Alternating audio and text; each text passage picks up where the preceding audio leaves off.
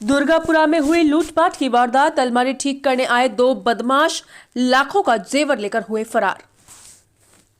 इन दिनों जयपुर शहर में चोरी चकारी व लूटपाट की वारदातें बढ़ती जा रही हैं। दुर्गापुरा में एक अनोखी वारदात सामने आई, जहां अलमारी ठीक करने के नाम पर आए दो बदमाशों ने लॉकर में रखे लाखों के जेवर लेकर फरार हो गए। पीड़ित मुकेश बंजारा नाई की दुकान संचालित करता है तथा उसके 5 बच्चे हैं। गौरतलब है कि मुकेश की अलमारी में पूरे परिवार का जेवर पड़ा था, जिसमें भाइयों की शादी का भी जेवर था। ऐसे में जब पूरा जेवर लुट गया तो उसकी मां बेसुध होकर रोने लगी। घटना होने के बाद से आस पड़ोस में भी भय व्याप्त है। मामला जवाहर सर्किल थाने में दर्ज कराया गया है। थाना इंचार्ज से बात करने पर उन्होंने मामले की तफ्तीश कर जल्द ही गुनहगारों को पकड़ने की बात कही। भैया, आपके घर में चोरी हो गई है, किस प्रकार से घटना हुई और क्या कहना है, बताइए पूरा मामला। दो सरदार आए थे जो इधर से बोले अलमारी की चाबी बना लो, अलमारी की चाबी बनवा लो, अलमारी की चाबी बनवा लो। फिर मैं उनको बुला के ले गया तो वो अंदर आए। अंदर आके एक तो 6 फुट का था, लंबे थे, और एक 4.5 फुट के थे, दोनों सरदार। उन्होंने अंदर बुला के मेरे को पहले बोला कि छीनी गर्म करके लेके आ, तो मैं छीनी गर्म करने भी नहीं गया उस रूम में से। फिर उन्होंने बोला पेचकस लेके आ, मैं पेचकस लेने भी नहीं गया। फिर उन्होंने बोला तार लेके आ, मैं तार लेने भी नहीं गया। तो उन्होंने वो देखे भाई ये बाहर नहीं जा रहा। फिर दूसरे सरदार ने मेरा ध्यान इस तरफ भटकाया, चाबी बनाई, बोले ये चाबी पकड़। मैं उस तरफ देखा, दूसरा वाला सरदार है जो पूरी चाबी को मतलब दूसरी चाबी से चाबी निकाल के कब वो सामान अंदर से डाल लेके गया, मेरे को खुद को कुछ ही नहीं पता। और फिर उसके लॉक लगा के ले गया। फिर मैं जब चाबी लेके आया, चाबी लाके उसको वापस देखा तो उसमें पूरा सामान गायब हो चुका था। अगर मैं उसको वो सामान डालते हुए देख भी लेता तो हो सकता था वो मुझे मार भी देते या मेरे अंदर कुछ मेरे चाकू वगैरह कुछ डाल भी देते। मेरे से बहुत ख़तरनाक आदमी है वो। 2 सरदार है, दोनों सरदार घूमते रहते हैं। फिर मैं उनके पीछे भी गया, लेकिन वो पीछे कहीं भी मुझे नहीं दिखे। फिर मैंने मेरे इस तरह पुलिस कंप्लेंट की। पुलिस की गाड़ी आई 100 नंबर पे गाड़ी आके वो बोले भाई FIR दर्ज कराओ। FIR दर्ज कराने गया तो वहाँ पे FIR दर्ज कर ली मेरी। माता जी, आपके घर में चोरी हुई है तो कितना पुराना जेवर था, कितना जेवर गया है, कितना हुआ, क्या बता, कब से जोड़ा था? पुराना जेवर पे ब्याह का जेवर है, ब्याह का जेवर है। आपके ब्याह का नहीं, इनका लड़का का ब्याह का जेवर लेके दरी ये है। और इनका और मेरे पास है पुराना जमाना का ये भी है। पूरा नहीं लेगा, 100 समेट के लेगी। तो मैं सोची भाई कहीं जाने दीजिए तो कोई ये तो नहीं काम करता है। मैं इधर बैठी हूँ, इधर से करके और उधर भागी के और ये ऐसे छोटा सा था ना, ये तो दे दिया चाबी। और वो बड़ा ने बोला कह तेरा चुप गई क्या? कह मेरी चाबी चुप गई। कह चुप गई तो ला मैंने दे दे।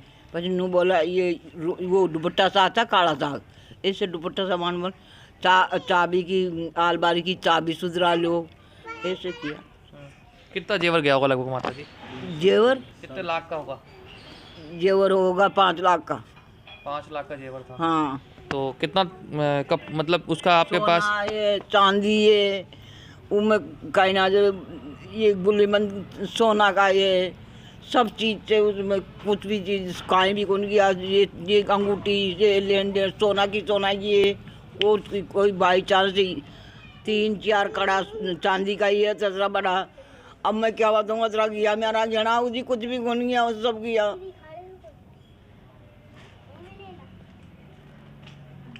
अब परिवार के इतने सारे लोग हो, 2 व्यक्ति आके चोरी करके ले जाए, संभव कैसे हुआ है? ये ऐसा हुआ कि इन्होंने बाहर से लेके आया, बोला अलमारी ठीक कराऊंगा मैं लॉकअप।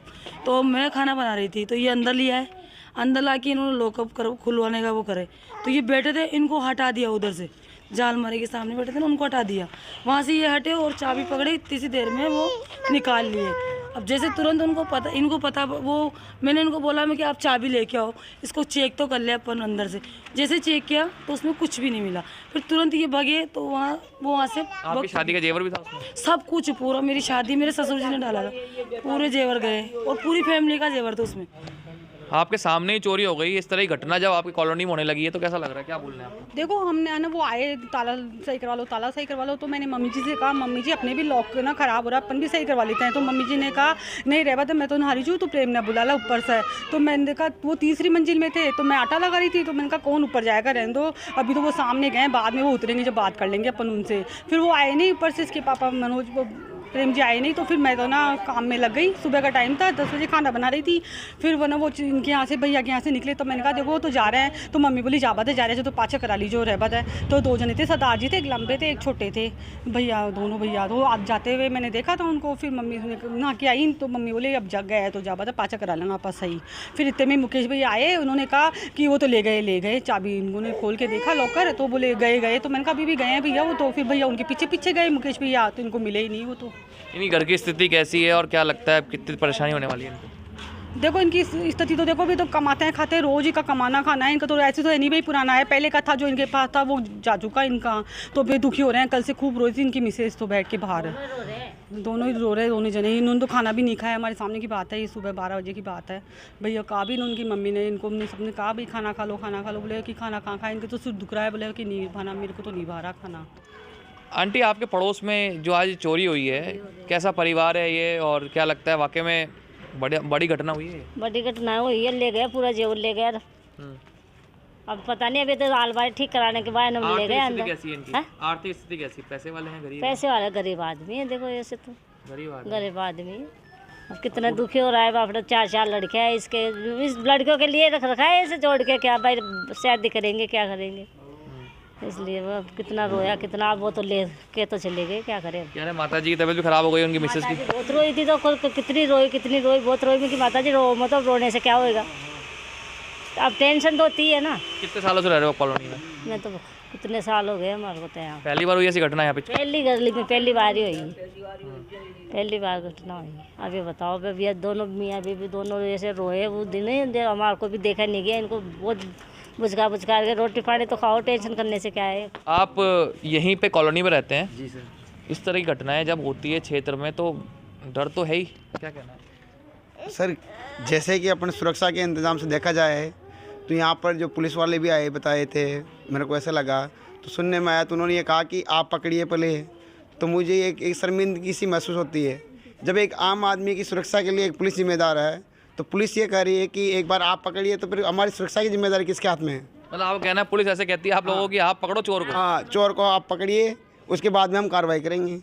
तो फिर मैं ये कहना चाहता हूँ भाई, जो सुरक्षा की जिम्मेदारी ले रखी है जिन्होंने, वही ऐसे कहेंगे तो फिर क्या आम आदमी जो बेचारा गरीब आदमी है, वो गरीब आदमी ऐसे करा है, तो मुझे तो शर्मिंदगी सी महसूस होती है साहब इस बारे में। आपका नाम बताओ? मेरा नाम नरेश कुमार है और हाँ, मैं एज ए टीचर हूँ। और क्योंकि मैं नहीं था उस टाइम पे, नहीं तो मैं खुद उनके मुंह पे कहता भाई यदि सुरक्षा की जिम्मेदारी आपके हमारे हाथ में होती तो फिर आपको किस लिए रखा गया है, आपको किस लिए पगार दी जा रही है?